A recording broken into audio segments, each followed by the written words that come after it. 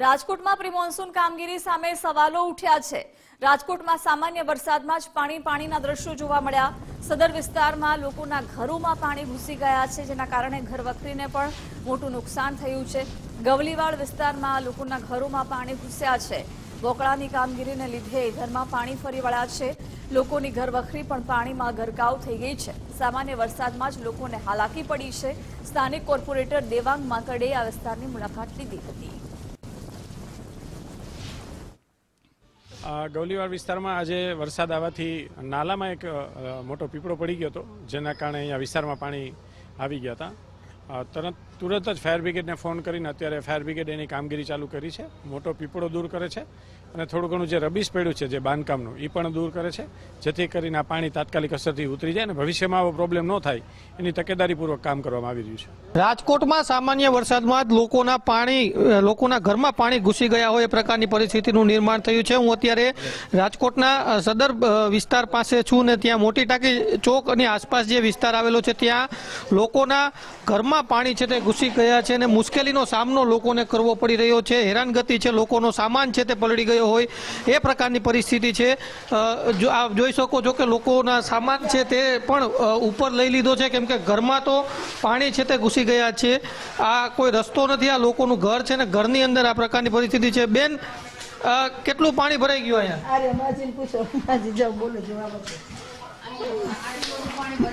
કેટલું પાણી? ગાબા આટલું ભરાઈ ગયું છે ને ગોધરા ગાબા બધા પલળી ગયા। ઓલા કબટમાં પાણી ભરાઈ ગયું, ઓલા ફ્રીજમાં ભરાઈ ગયું ને ઓલો રૂમ છે ને એમાં તો આખા મારા ગોધરા બધા પલળી ગયા।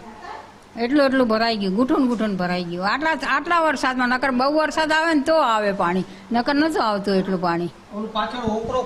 હા, ઓકરો ખોદે છે ને એટલે, પણ આવા ચોમાસામાં ખોદાય ઓકરો।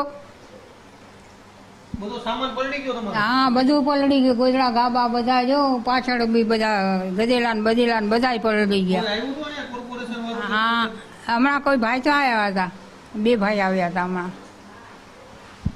ચોક્કસ ભારે હાલાકીનો સામનો છે તે લોકોને કરવો પડી રહ્યો છે, કેમ કે સામાન્ય વરસાદમાં જ આ પ્રકારની પરિસ્થિતિ છે કે ઘર વખરી છે તે ઉપર લેવી પડી છે ને ઘણા બધી વસ્તુ પલળી પણ ગઈ છે। સામાન્ય વરસાદની અંદર જ લોકોને ભારે હેરાનગતિનો સામનો છે તે કરવો પડે। ખાલી 1 ઇંચ વરસાદમાં જ આટલું પાણી ભરાઈ ગયું? 1.5 ઇંચ વરસાદ થયો ને, એમાં ભરાઈ ગયું ભાઈ પાણી, સમજ્યા? દર વખતે આ પ્રકારની પરિસ્થિતિ થાય કે એટલે જોડે વરસાદ આવે ને ત્યારે અત્યારે પ્રોબ્લેમ શું ખબર, આગળમાં કર્યું ને જાગનાથનું નાળું એ એક ને બીજું આવડા એના હિસાબે ભરાઈ ગયું। જો અહીંયા નિકાલ કરી દીધો ને પાણી જવાનું, કોઈ આવ્યું નથી।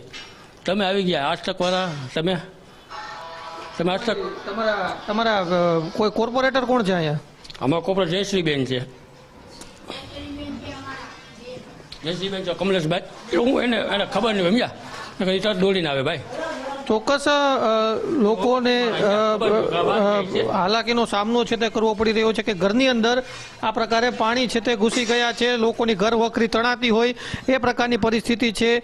તમામ કપડાં છે તે પણ પલળી ગયા છે, જે ઘરનો સામાન છે તે પણ પલળી ગયો છે, જે સામાન બચ્યો તેને ઉપર મૂકી દેવામાં આવ્યો છે, એ પ્રકારની પરિસ્થિતિનું નિર્માણ થયું છે ને લોકોને ભારે હાલાકીનો સામનો કરવો પડી રહ્યો છે।